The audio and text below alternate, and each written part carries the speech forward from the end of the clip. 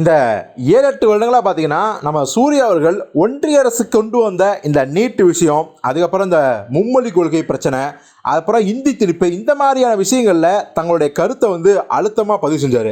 அப்போ எல்லாரும் என்ன சொல்கிறாங்கன்னா, ஒன்றிய அரசை எதிர்த்து குரல் கொடுக்குறாரு சூர்யா அப்படின்னு சொல்லி பயங்கர சர்ச்சையாச்சு. அதோட பார்த்தீங்கன்னா சூர்யாவின் மனைவி நடிகை ஜோதிகா அவர்கள் கோயில்களுக்கு கட்டுற தொகையை ஹாஸ்பிட்டல் கட்டலாம், பள்ளிகள் கட்டலாம் அப்படி சொல்ல, அதை இப்போ வரைக்கும் பார்த்தீங்கன்னா அவங்க என்னமோ இந்து மதத்துக்கே எதிரியார்கள் அப்படின்னு சொல்கிற மாதிரி தொடர்ந்து அவங்கள வஞ்சம் தீர்த்துட்டே இருக்காங்க அவங்களோட ஹேட்டர்ஸு.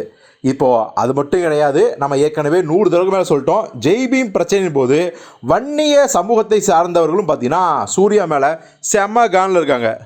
அதனால் சூர்யாவையும் சூர்யா குடும்பத்தையும் முடிந்த அளவுக்கு பார்த்தீங்கன்னா அவங்க கிண்டல் பண்ணுறாங்க, வன்மம் தீக்கிறாங்க. எல்லாத்துக்கும் மேலே அவங்களோட படங்களை குறி வைக்கிறாங்க. குறிப்பாக சூர்யாவோட படங்களை கங்குவாவை அப்படி தான் பார்த்தீங்கன்னா நெகட்டிவிட்டி பரப்பி காலி பண்ணாங்க. ரெட்ரோ படத்துக்கும் அப்படி தான் பண்ணாங்க. பட் அந்த படம் எஸ்கேப் ஆகிடுச்சு, மிகப்பெரிய வசூலை பெற்றுருச்சு. ஆனால் இப்போ பார்த்தீங்கன்னா அது ஜென்மத்துக்கும் சூர்யா மேல் இருக்க வண்ணம் தீராது போல அப்படின்னு நினைக்கிற அளவுக்கு பார்த்தீங்கன்னா தொடர்ந்து பண்ணிகிட்டே இருக்காங்க. மிக முக்கியமாக ஒரு நடிகர் ரவிச்சந்திரன், நம்ம பல படங்களை பார்த்துருப்போம். அவர் இப்போ பார்த்தீங்கன்னா அரசியல் விமர்சகராகவும் இருக்கார். அவர் என்ன சொல்கிறாருன்னா, 2021 வரைக்கும் எல்லாத்துக்கும் அரசியல் புரட்சி செய்த சூர்யா இப்போ அமைதியாக இருக்கிறது மக்களுக்கே தெரிஞ்சு போச்சு அவருடைய உண்மையான குணம் என்ன அப்படின்னு. சூர்யா தமிழக மக்கள் முன்பு பயங்கரமாக மன்னிப்பு கேட்கணும். இதுபோல் நான் ஒரு சார்பாக இருந்துட்டேன், இனி இப்படி இருக்க மாட்டேன் அப்படின்னு மக்கள்கிட்ட பகிங்கரமாக மன்னிப்பு கேட்டே ஆகணும். அப்படி மன்னிப்பு கேட்டால் மட்டும்தான் இனி சூர்யா படம் தமிழ்நாட்டில் ஓடும். அது வரைக்கும் ஒரு படம் கூட ஓடாது. மக்கள் சூர்யா படத்தை பார்க்க தயாராகவே இல்லை அப்படின்னு சொல்லிக்காரு. இதை பார்த்த சூர்யா ரசிகர்கள் மட்டுமில்ல, ஜென்ரலான ஆடியன்ஸே பார்த்தீங்கன்னா இவரை கழுவி ஊற்ற ஆரம்பித்தாங்க. இவங்க மக்கள் என்னைக்கு சூர்யா படத்தை நாங்கள் பார்க்க மாட்டோன்னு சொன்னாங்க.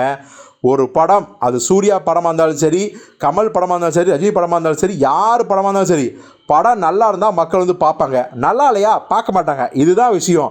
ஏன்னா மக்கள் எல்லாமே எழுதி கொடுத்த மாதிரியும் சூர்யா படத்தை நாங்கள் பார்க்க மாட்டோம்னு கையெழுத்தெல்லாம் போட்டு கொடுத்த மாதிரி நீங்கள் ஓவர் பீலாக விடாதீங்க அப்படின்னு சொல்லி அவருக்கு பொதுவான ரசிகர்களே பதிலடி கொடுத்துட்ருக்காங்க.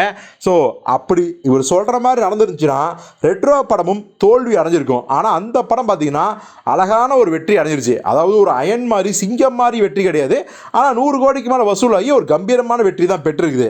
ஸோ இனிமேல் சூர்யாவை என்னதான் வன்மவாதிகள் ஹேட்டர்ஸு அவர் படத்தை வீழ்த்து நினச்சாலும் படம் நல்லா இருந்துச்சு அப்படின்னா கண்டிப்பாக அந்த படத்தோட வெற்றியை யாராலும் எவனாலையும் தடுக்க முடியாது அப்படிங்கிறது தான் உண்மை. ஸோ பொறுத்து பார்ப்போம் சூர்யாவோட அடுத்தடுத்த படங்கள் எவ்வளோ பெரிய பிரம்மாண்டமான வெற்றிகளை பெறப்போகுது அப்படின்னு.